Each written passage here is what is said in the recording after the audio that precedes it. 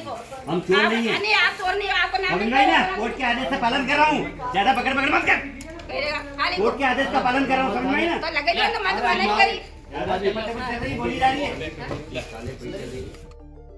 ये वीडियो 1 फरवरी का है, जब मंदसौर के भीलियाखेड़ी गांव में लोन ना चुका पाने के एवज में कोर्ट के आदेश के बाद एक घर की कुर्की हो रही थी।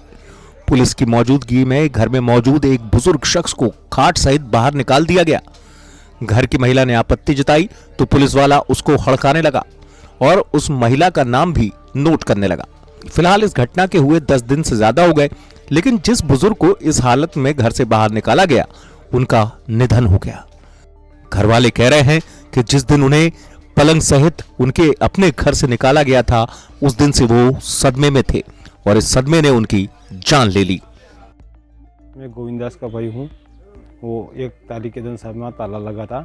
जो साहब मेरे बा साहब तनाव में थे, वो साहब यहाँ कुएं पे आ गए। हम हमारे बड़े भाई के यहाँ रहते हैं। उसने साहब ऐसा कभी देखा नहीं। उसने साहब पहली बार देखा साहब, जो उसको साहब तनाव में चले गए। हम सब एक डोरों की झोंपड़ी है साहब, वहाँ पे रहते हैं। हमारे बड़े भाई साहब के यहाँ पे जो वो बा साहब चले गए साहब 8 दिन के सदमे में।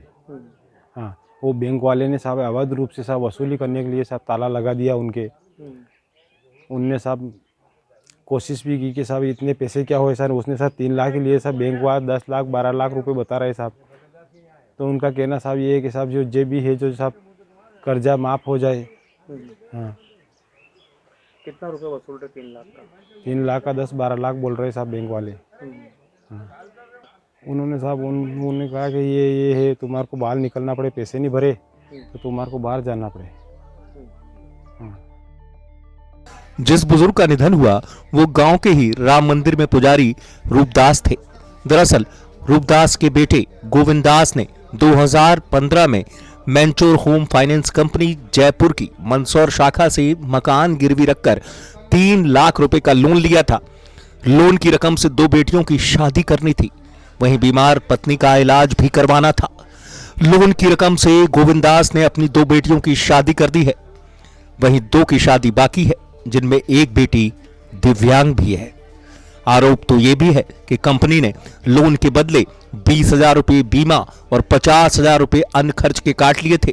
गोविंदास की माने तो लोन के बाद करीब 2 लाख रुपए वो किश्त के साथ जमा कर चुके थे, लेकिन फाइनेंस कंपनी उनको 8 से 10 लाख रुपए का बकाया बता रही है, जिसको लेकर वो परेशान हुए और रुपए नहीं जमा करा पाए। तो जो ढोरों का स्थान है उस स्थान पर रह रहे हम, तो जहाँ पशुओं को बांधा जाता है। पिताजी की उम्र 100 वर्ष की है और उन्होंने टेंशन की वजह से वो गुजर गए हैं। अब सबसे निवेदन है कि मुझे के तो न्याय दिलाया जाए या बैंक का लोन माफ़ करो या कुछ भी करो।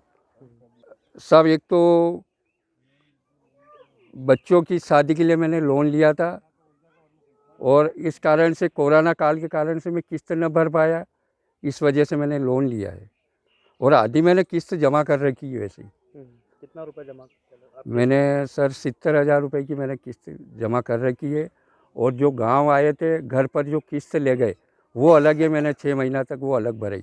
7,228 की हर प्रतिमा किस्त मैंने जमा कराई, उसकी रसीद मेरे पास नहीं है। अब तक कितना रुपया आप उनका भर चुके हैं? कम से कम 2 लाख भर चुका हूँ सर मैं। और वो कितना रुपये मांग रहे हैं? वो मांग रहे 8 लाख। लोन 3 लाख रुपये। लोन 3 लाख का था और 20,000 इन्होंने बीमा भी काटा है।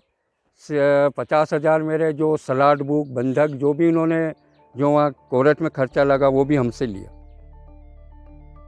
इस मामले में जब हमने पुलिस अधिकारियों से बात की तो अधिकारियों ने बताया कि सीजीएम कोर्ट के आदेश के बाद 1 फरवरी को तहसीलदार की रेवेन्यू टीम मौके पर पहुंची थी। इसके लिए पुलिस सुरक्षा भी दी गई थी।